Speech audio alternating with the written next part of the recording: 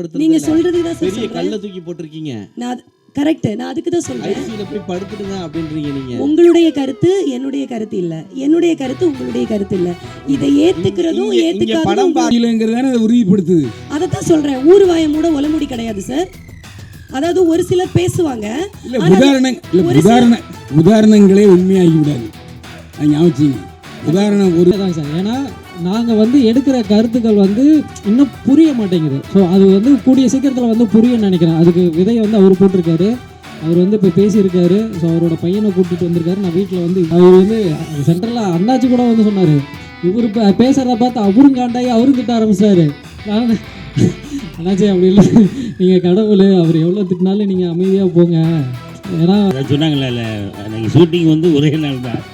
இப்போ எனக்கு அண்ணே வந்தீங்கன்னா ஒரு 2 ஹவர்ஸில் பிடிச்சவங்களை அனுப்பிடுவோம் அப்படின்னு சொல்லி கூப்பிட்டாங்க. எனக்கு கதை ஃபுல்லாலாம் எனக்கு கதை தெரியாது. என்ன நீங்கள் கடவுளாக நடிக்கிறீங்க அப்படின்னாங்க. அந்த கடவுளாக நடிக்கிறதுக்கு ஏற்பட்ட சோதனை பார்க்கணுமா நீங்கள் அப்பா.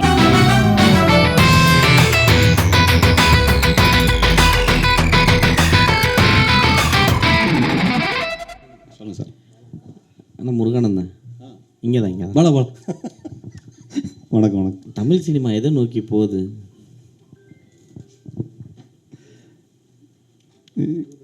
எடுத்தோன்னு இப்படி ஒரு கேள்வி டஃப்பாக இருக்கு.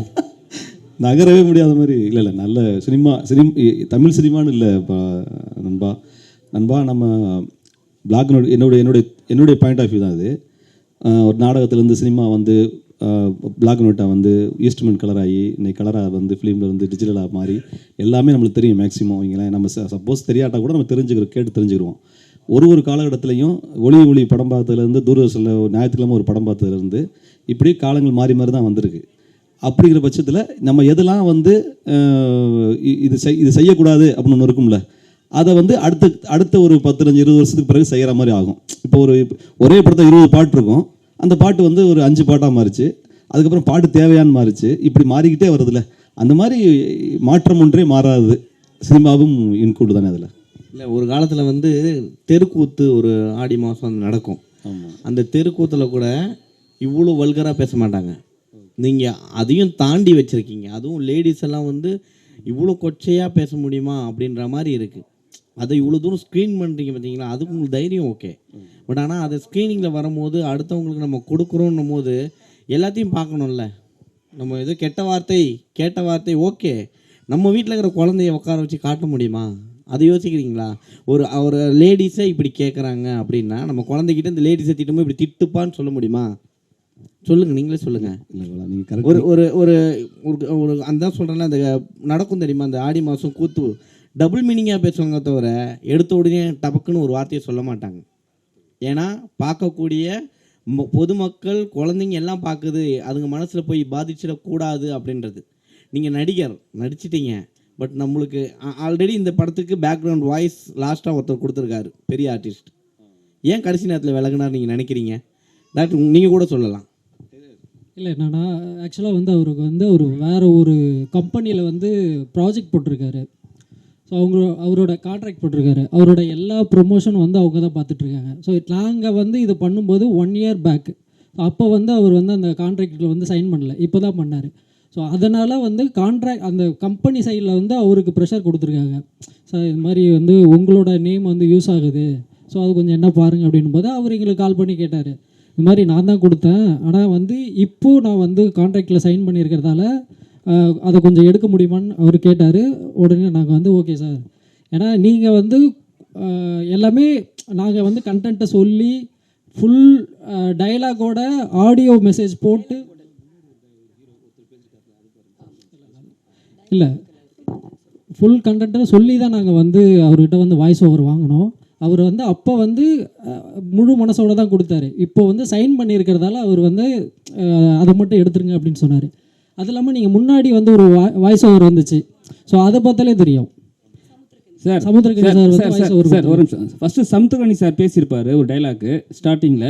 அதுக்கப்புறம் அந்த ஷார்ட் ஃபிலிம் ரிலீஸ் ஆன பிறகு சரிங்களா, 1 டேல அதை எடுத்திருக்கீங்க. யார் முக்கியமான ஒரு நிமிஷம், 1 டே அது முடிச்சப்போ தான் 1 டே சூரி சார் பேசுனதான் எடுத்துருக்கீங்க.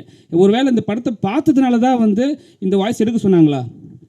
இல்லை அதுதாங்க சார், என்னன்னா அவர் வந்து நாங்கள் வந்து ஃபஸ்ட்டு நாங்கள் வந்து அவங்களுக்கு இன்ஃபார்ம் பண்ணவே இல்லை.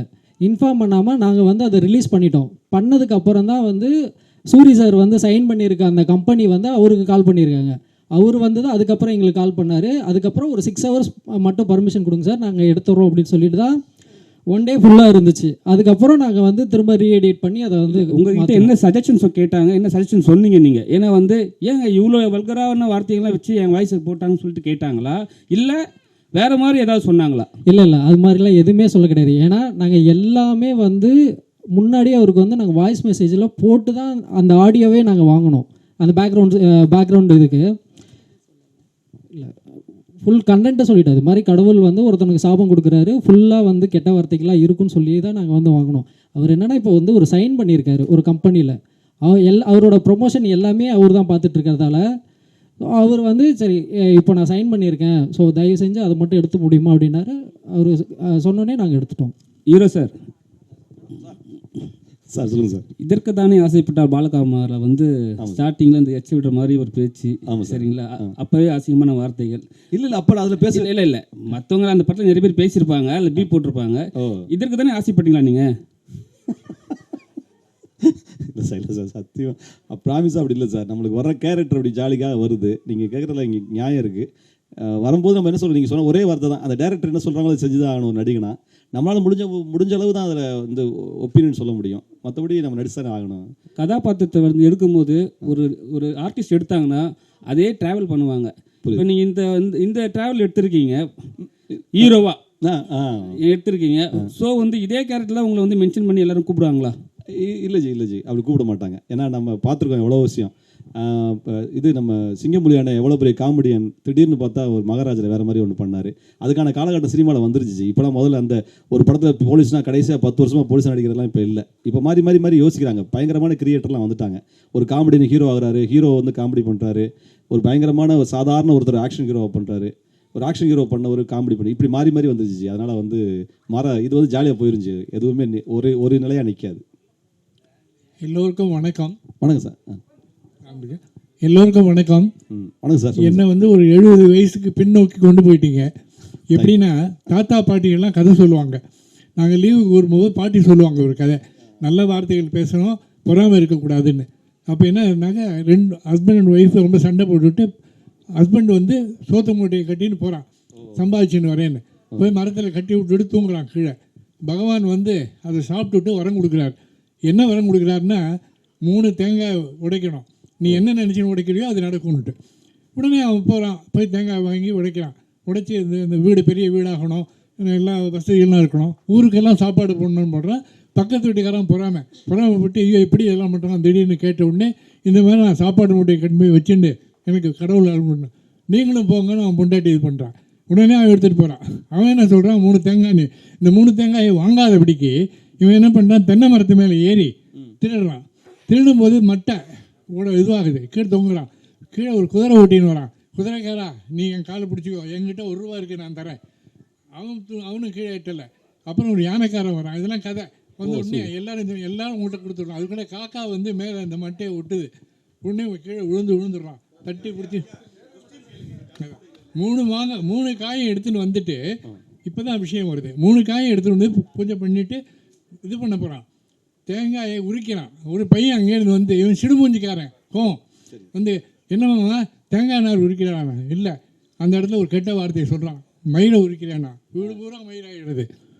அடுத்து அப்போ என்ன பண்ணுறான்னா, இன்னொருத்த வந்து மாமா இன்னைக்கு தேங்காய் பற்ற வேணும், இளநீர் வேணுங்கிறான்.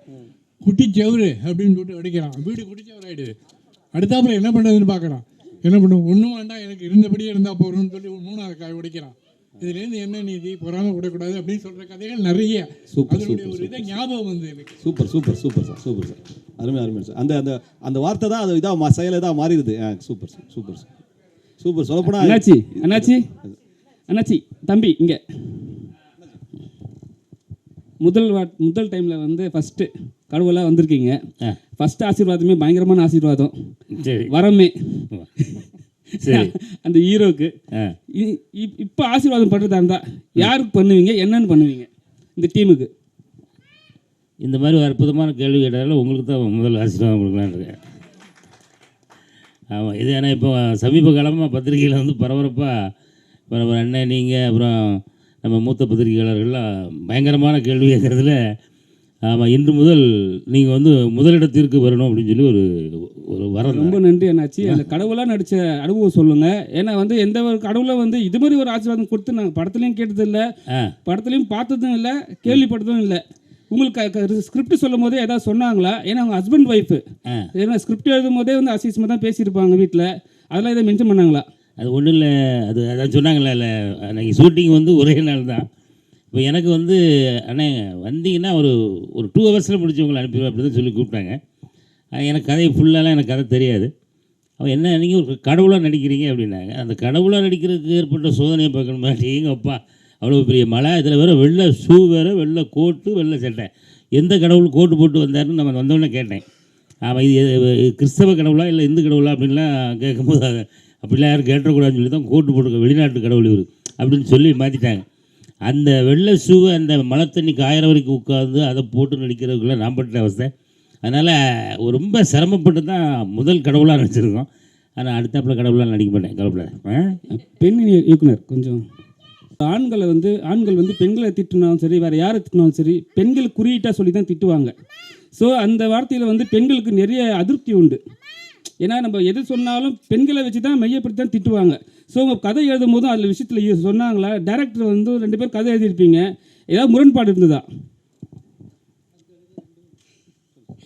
இல்லை, அதுக்காக தாங்க சார் வந்து காமனாக இருக்க கெட்ட வார்த்தைகள், அதாவது பெண் சம்மந்தப்பட்ட வார்த்தைகள் இல்லாமல் அவர் வந்து தேங்க்ஸ் எழுதியிருப்பீங்களே, அதில் ஏதாவது முரண்பாடு வந்திருக்குல்ல, அதுக்கு தான் சொன்னேன். இல்லை இது வந்து முரண்பாடு இல்லை. அதாவது பெண்ணை மட்டும் வந்து சார்ந்த வார்த்தைகளை வந்து யூஸ் பண்ணக்கூடாது, காமனாக இருக்க வார்த்தைகளாக யூஸ் பண்ணுவோம் அப்படின்னு சொல்லி தான் 2 பேரும் சார்ந்த வார்த்தைகளை வந்து இது பண்ணோம்.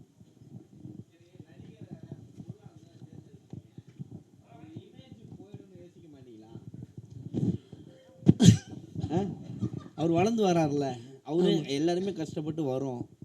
அது கொஞ்சம் ரொம்ப முக்கியமானதில்லை. நம்ம எடுக்கிறோம், நம்ம விற்கிறோம், அது பிஸ்னஸ். சினிமா அடுத்தவங்களுடைய இமேஜ்னு ஒன்று இருக்குல்ல, அவங்க உங்களுக்காக அவர் நடிக்கிறாரு. ஆமா, இது வந்து அதுக்காக நான் கேட்குறேன். ஏன்னா இது அவரை இல்லை நீங்கள் இப்படி எடுத்துட்டீங்கன்றதுக்காகல்ல, பட் ஃபியூச்சர் என்ன பெரிய ஹீரோ, நடுவில் நல்ல காமெடி பண்ண ஆரம்பிச்சிருக்காரு. இப்போ தான் அப்கமிங்கில் வந்துட்டு இருக்காரு.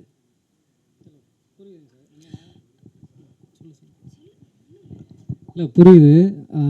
ஆக்சுவலாக வந்து அவரோட முழு இதில் நடித்த எல்லாருமே வந்து நாங்கள் வந்து நீங்கள் வந்து வாங்க வந்து நீங்கள் நடிங்க அப்படின்னு சொல்ல, எல்லாருக்குமே வந்து அங்கே ஸ்பாட்டுக்கு வந்ததுக்கப்புறம் முழு கதையும் சொல்லி இந்த மாதிரி இருக்குது, விருப்பம் இருக்கா நடிக்கிறதுக்கு அப்படின்னு சொல்லி எல்லாருக்கிட்டையும் கேட்டுட்டு தான் வந்து நாங்கள் வந்து நடிக்க வச்சோம். ஸோ இதில் வந்து யாரையும் வந்து நாங்கள் வந்து வலுக்கட்டாயமாக இழுத்துட்டு வந்தோ இல்லை வந்து கஷ்டப்படுத்தியோ வந்து தான் நடிக்க வைக்கல. அப்படி உங்களுக்கு தோணி இருந்ததுன்னா தயவு செஞ்சு எங்களை மன்னிச்சிருங்க.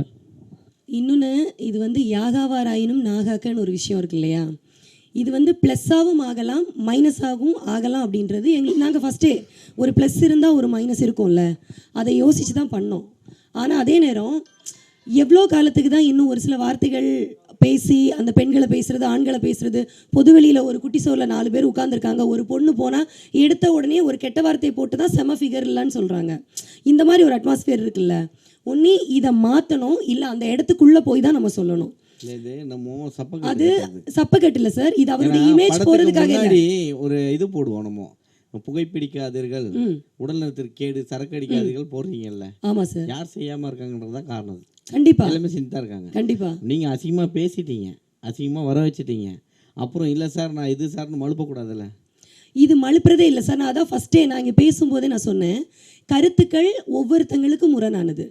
அது வந்து காயப்படுத்தினாலும் நான் மன்னிப்பு கேட்டுட்டேன், காயப்படுத்துறதா நினைச்சாலே மன்னிப்பு கேட்டுட்டேன். காயப்படுத்துறது இல்ல யாரையும் காயப்படுத்துறது நீங்க சொல்றதுக்கு தான் பெரிய கல்ல தூக்கி போட்டிருக்கீங்க. நான் கரெக்ட், நான் அதுக்கு தான் சொல்றேன். ஐசியூல போய் படுத்துடுங்க அப்படின்றீங்க நீங்க. உங்களுடைய கருத்து என்னுடைய கருத்து இல்ல, என்னுடைய கருத்து உங்களுடைய கருத்து இல்ல.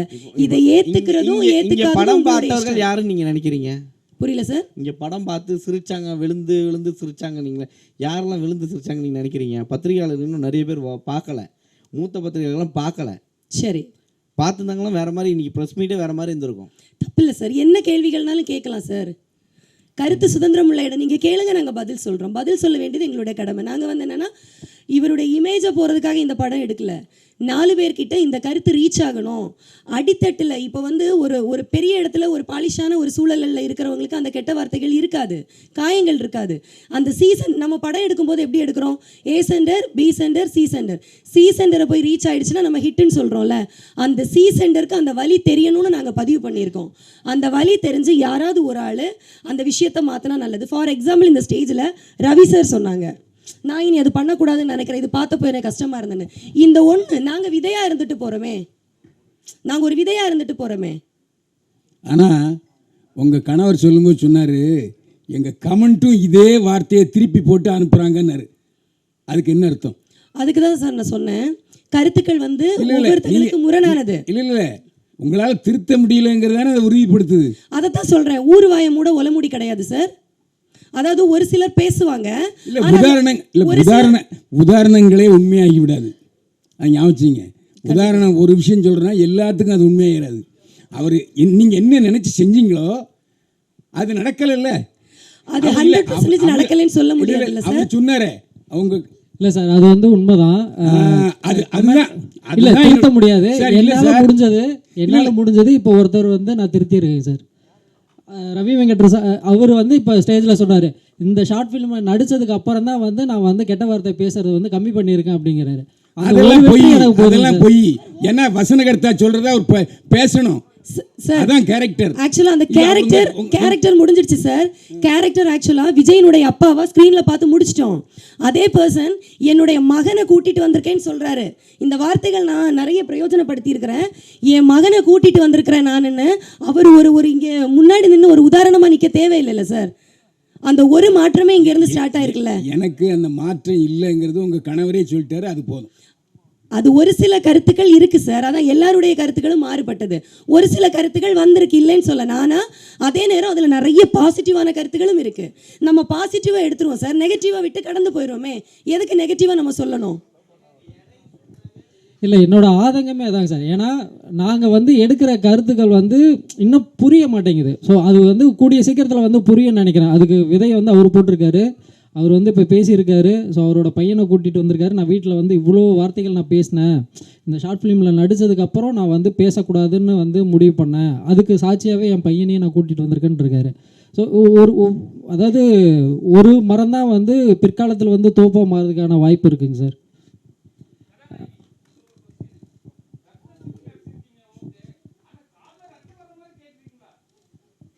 அதான் இப்போ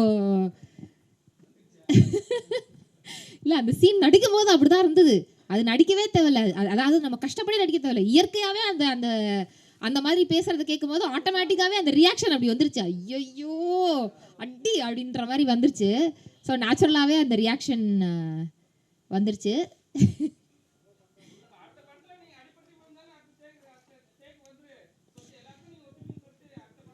நடிச்சிடலாம் சார், வேற என்ன சார், உயிரை கொடுத்து நடிப்போம். ஆமா.